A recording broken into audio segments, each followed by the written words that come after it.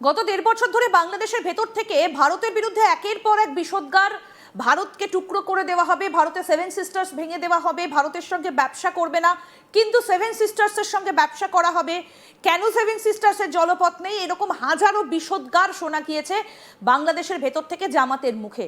এতদিনে নিশ্চয়ই আপনারা বুঝতে পেরেছেন যে বাংলাদেশের ভেতর থেকে ভারতকে কারা শত্রু বলে মনে করতেন। তারা প্রত্যেকেই সেই জামাতে ইসলামীর লোক, এটা একদম স্পষ্ট। যারা ভারত দখল করার স্বপ্ন দেখেছেন, কলকাতা দখল করার স্বপ্ন দেখেছেন, কিন্তু শেষ পর্যন্ত যতই তাদের পেছনে অন্য কারো সাপোর্ট থাকুক না কেন, বাংলাদেশের মানুষ তাদেরকে বর্জন করেছেন। এই মুহূর্তে দাঁড়িয়ে জামাতের আর পথ নেই, তারা দিশেহারা। কি করবেন তারা? ঘরে বাইরে একেবারে চাপের মুখে জামাত এবার কার সঙ্গে বৈঠকে বসলেন জানেন? জামাতের প্রধান তিনি বৈঠকে বসেছেন ভারতের বিদেশ সচিবের সঙ্গে, এবং তার সেই ছবি আমাদের কাছে রয়েছে এক্সক্লুসিভলি। আসুন আপনাদেরকে দেখাই জামাত প্রধানের সঙ্গে ভারতের বিদেশ সচিবের একান্ত বৈঠক। এবং এই হচ্ছে সেই ছবি, জামায়াতে ইসলামী প্রধান শফিকুর রহমান ভারতের বিদেশ সচিব বিক্রম মিশ্রির সঙ্গে তিনি বৈঠক করছেন, তিনি কথা বলছেন। তাহলে এখন প্রশ্ন হচ্ছে, জামাতের তাহলে ভারতকে এতদিন ধরে গালমন্দ করে সেই ভারতের সেক্রেটারির সঙ্গেই, ভারতের যিনি বিদেশ মন্ত্রকের একজন গুরুত্বপূর্ণ সচিব, তার সঙ্গে কেন বৈঠকে বসলেন? এই প্রশ্নটা কি আপনার মাথায় উঠে আসছে না যে কি দরকার হয়ে পড়লো হঠাৎ করে এই জামাতের? আমরা এই পুরো বিষয়টা নিয়ে আলোচনা করব, মানে জামাতের এর পরের স্ট্র্যাটেজিটাই বা কি। আমাদের সঙ্গে রয়েছেন ডিফেন্স বিশ্লেষক বিশেষজ্ঞ আর কে শ্রীবাস্তব। স্যার, আপনাকে স্বাগত জানাই আজ তাক বাংলায়। স্যার, এই ছবিটা আমি একটু ফুল স্ক্রিনে দেখাতে বলবো। ছবিটা যে ভারতকে ভেঙে টুকরো করে দেবার একাধিক কথা আমরা জামাতের মুখ থেকে শুনেছি বাংলাদেশের ভেতর, বারবার এগুলো আমরা গত ১.৫ বছর ধরে শুনেছি। তার সঙ্গে হঠাৎ করে কেন বৈঠক করতে বসছেন বিক্রম মিশ্রি? খুব সুন্দর প্রশ্ন। এটা ফ্রেম ফ্রিজ করে দেখুন, এর মধ্যে লুকিয়ে আছে পুরো জবাবগুলো। বাঁ দিকে আপনার আছেন ডক্টর শফিকুর রহমান, আর ডান দিকে আছেন বিক্রম মিশ্রি, আমাদের ফরেন মিনিস্টার সচিব। কোনো মিনিস্টার ওনার সঙ্গে দেখা করতে যায়নি শফিকুর রহমান সাহেবের সঙ্গে। আমাদের ওম বিড়লা, যে আমাদের পার্লামেন্টের স্পিকার আছেন লোকসভা, উনিও ছিলেন ওদিন ওখানে, আর ওদিন কিন্তু উনি ডক্টর শফিকুর রহমানের সঙ্গে দেখা করেননি। তো এর মধ্যে লুকিয়ে আছে যে ইন্ডিয়া কত ভালোভাবে কূটনীতিটা করেছে, কত ভালোভাবে ওর নিজে একটা নীতিটা চালিয়ে এটা দেখিয়ে দিয়েছে বিশ্বকে কি আমি শফিকুর রহমানের সঙ্গে কথা বলছি, কিন্তু আমাদের পলিটিক্যাল লিডার নয়, কোনো মিনিস্টার নয়, কিন্তু আমরা আধিকারিক যারা আছেন, যার মধ্যে আমাদের বিক্রম মিশ্রি আছেন। আর ডক্টর শফিকুর রহমান আগেও বলেছেন যে বাংলাদেশে আমাদের হাই কমিশনের লোক অনেকবার ওনার সঙ্গে মিটিং করেছে। তাহলে এই চেঞ্জটা কেন? এটা দেখুন, আগে আমি আপনাকে জামাত ইসলামের সম্বন্ধে জানাই, তারপরে ভারতের এটা কি মাস্টার স্ট্রোক এর সম্বন্ধেও আমি আপনাকে জানাচ্ছি। তো সব থেকে প্রথমে দেখুন, এই যে জামাত ইসলাম বাংলাদেশ, এই যে ইলেকশনটা ওরা লড়লো, এই ফেব্রুয়ারি 1st উইকে ওরা একটা ম্যানিফেস্টো রিলিজ করলো, জানেন? 26 পাতা একটা ম্যানিফেস্টোটা আপনি কোনো জায়গায় পাবেন না। ওরা ওখানে ওদের নিজের ওয়েবসাইটে ওরা তুলে দেয়নি, ওরা তাড়াতাড়ি সরিয়ে নিয়েছে। কেন? যে ওর মধ্যে অনেকগুলো জিনিস আছে, লুকিয়ে আছে ওর মধ্যে। ফ্রন্ট পেজে আছে আপনার, রাইট? ফ্রন্ট পেজে ওরা হাদিরও ছবি দিয়েছে।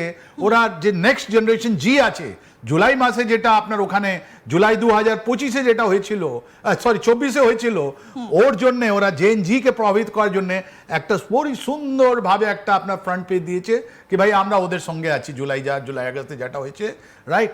অ্যান্ড তার সঙ্গে ছিল কি জানেন, ওদের ছিল অনেকগুলো পয়েন্টস, আর ওর মধ্যে প্রায়োরিটি এরিয়া কি আছে ওটা দেওয়া হয়েছিল, আর ওর মধ্যে 4টে জিনিস দাঁড়িয়েছিল ওদের। এই ম্যানিফেস্টো কেন ইম্পর্টেন্ট? বিকজ এই সাউথ এশিয়ান সাবকন্টিনেন্টে এই জামাত ইসলাম 4 জায়গায় আছে। একটা বাংলাদেশ আপনি দেখছেন, একটা ইন্ডিয়াতে আছে, ওরা কোনো পলিটিক্যাল অ্যাক্টিভিটিতে যায় না, ওকে বলা হয় জামাত ইসলামে হিন্দ। ওরা বলছে আমরা সোশিও পলিটিক্যাল আছি, আমরা উইদিন ভারতীয় কনস্টিটিউশনের মধ্যে আমরা কাজ করছি। তৃতীয় আছে আপনার জামাত ইসলাম পাকিস্তান, যারা পাকিস্তানে আছে। চতুর্থ আছে জামাত ইসলাম কাশ্মীর, যেটা পরে অনেক পরে গিয়ে ওটা হয়েছে। ওরা পলিটিক্যাল প্রসেস করেছে গিলানি, এস গিলানি, যিনি এমএলএ ছিলেন যে কাশ্মীরে, রাইট? তো এই 4টের মধ্যে আপনি দেখবেন এদের মূলে ছিল আপনাকে মৌলানা মওদুদি, একজন ইন্ডিয়ান, একজন ভারতীয়। উনি 1903 সালে হায়দ্রাবাদে জন্ম নিয়েছিলেন। 1941 সালে লাহোরে উনি এই জামাত ইসলামে করেছিলেন। ওর ব্রাদারহুড সঙ্গে, মুসলিম ব্রাদারহুডের সঙ্গে ওর কম্পারিজন করা হয়। আর ওর একটা মূলে কি ছিল জানেন? একটা খেলাফত, ইসলামিক খেলাফত এস্টাবলিশ করা। ওর একটা মূলে ছিল আমরা শরিয়ত লা চালাবো, রাইট? আর ওর ছিল যে ইসলামী বেসড আমরা একটা সোসাইটি বানাবো। আর উনি যখন পাকিস্তানে গেলেন 1947 থেকে যত পর্যন্ত উনি মারা যাননি, এই যতগুলো আর্মি অফিসার ছিল ওখানে, আইয়ুব খান ছিল, আহিয়া খান ছিল, আর তারপরে জিয়াউল হক, এই বারবার উনি গিয়েছিলেন জেলে, অ্যান্ড আলটিমেটলি উনি গিয়ে আপনার নিউ ইয়র্ক হসপিটালে মারা যান। ওনার বডি যখন মৌলানা মদুদির বডিগুলো যখন লাহোরে আসে, ওকে কবর দেওয়ার জন্য কোনো জায়গায় পায়নি, এখন পর্যন্ত ওটা মার্কই হয়নি। তাই একটা পাকিস্তানের জিনিস, ওরাও ইলেকশন কন্টেস্ট করেছে, ওদেরও ম্যানিফেস্টো আছে, ওর মধ্যে আপনি দেখবেন কাশ্মীরের কথা ওরা বলে। একদম, আমরা একটু শোনাই কি বলেছেন সাফিকুর রহমান। তিনি পাকিস্তানকে প্রশংসায় এখনো ভরিয়ে দিচ্ছেন, কি বলেছেন আমরা একটু শোনাই। আমরা এখন যে দেশটা, স্বাধীন দেশটা আল্লাহর মেহেরবানিতে পেয়েছি, এটি একসময় পাকিস্তানের অংশ ছিল। 47-এ যারা যুদ্ধ করে সংগ্রাম করে পাকিস্তান তৈরি করেছিলেন, তারা অনেক ভালো কথা বলেছিলেন, কিন্তু সেই ভালো কথার প্রতিফলন জনগণ দেখেনি।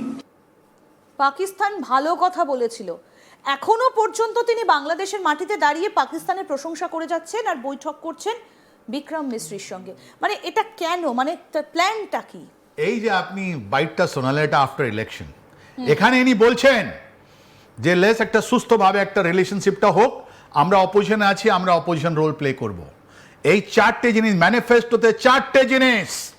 একটা 1971-এ যেই রাজাকার, আমি কে তুমি কে রাজাকার, ওর কথার উপরে উনি এখন পর্যন্ত ক্ষমা চাননি। বারবার উনি বলেছেন কি 1947 থেকে আজ পর্যন্ত যদি আমাদের থেকে কোনো ভুল হয় আমাকে ক্ষমা করবেন। এটা বাংলাদেশের মানুষ রিজেক্ট করেছে 12 তারিখে, 12 ফেব্রুয়ারি ইলেকশন রেজাল্টে। এনাকে বারবার বলে দেওয়া হয়েছে আর বারবার জিজ্ঞেস করা হয়েছে কি আপনি কেন 1971-এর জন্য আমাদের সঙ্গে আপনি ক্ষমা চাননি কেন? আর তাই জন্যে এই ইলেকশন রেজাল্টের পর এই 17 তারিখ ইনি একটা প্রেস কনফারেন্স করছেন, ওখানে বলছেন যে পাকিস্তান যেটা হলো ওটার পরই আমরা এটা করেছি। না, কথা হচ্ছে যে 1971-এ এরা পাকিস্তান আর্মিকে সাপোর্ট কেন করলো? ওইদিকে ওদের মৌলানা মদুদি যেটা আইডিওলজি ছিল, ওই আইডিওলজিতে উনি বারবার পাকিস্তান আর্মি গ্রেফতার করেছিল। হয়তো মৌলানা মদুদিকে বলা ছিল যে তুমি বাংলাদেশ ইউনিটকে বলো, গোলাম আজমকে বলো যে তুমি আমাদেরকে সাপোর্ট করবে, তখন আমি তোমাদের কথাতে শুনবো আর বাংলাদেশে একটা বড় রোল দেব। এইটাই লালচ ছিল। তাই জন্যে লক্ষ লক্ষ লোক মারা গেল, কত লোকের ঘর্ষণ হলো। এই গোলাম আজমের ছেলে ব্রিগেডিয়ার সাহেব, উনি বলছিলেন আমি রাত্রিবেলা মায়ের চেহারা, আমি বাবা চেহারা দেখিনি, বিকজ উনি রাত্রিবেলা ঢাকায় আমাদের মা বলে করতেন উনি, ওনার বাবা গোলাম আজম, আর বাকি পাকিস্তান আর্মিকে দিয়ে দিতেন। কিন্তু বিষয় হচ্ছে তাহলে এখন বিক্রম মিশ্রের সঙ্গে বৈঠক কেন? জয়শঙ্করের কি অন্য কোনো প্ল্যান রয়েছে? ভারতের কি প্ল্যান? এই আপনার যদি ম্যানিফেস্টো আপনি যদি দেখেন, ওর মধ্যে চারটে 1971-এর কথাটা আমি বলে দিলাম। দ্বিতীয় শরিয়ত ল, উনি বললেন শরিয়ত ল আমি করব, এখন বলছেন না না আমি ডেমোক্রেটিক এতে থাকবো, উনি ওটাও টোন ডাউন করলেন। তৃতীয়, মহিলাদের নিয়ে অনেক বড় কথা বলেছিলেন ইনি, আমাদের মা বোনকে বেইজ্জত করেছিলেন বাংলাদেশের পরে না টুইট, আর বলেছিলেন যে ওদের জন্য একটা ঘৃণিত শব্দ ইস্তেমাল করেছিলেন যে আপনার তারিক রহমান, প্রাইম মিনিস্টার তারিক রহমানও কথা বলেছেন নিজের ক্যাম্পেনে, এনাকে উইথড্র করতে হয়েছে ওদের থেকে। অ্যান্ড চতুর্থ মোস্ট ইম্পর্টেন্ট যেটা আপনি জিজ্ঞেস করছেন যে ইন্ডিয়া সম্বন্ধে উনি কি বললেন।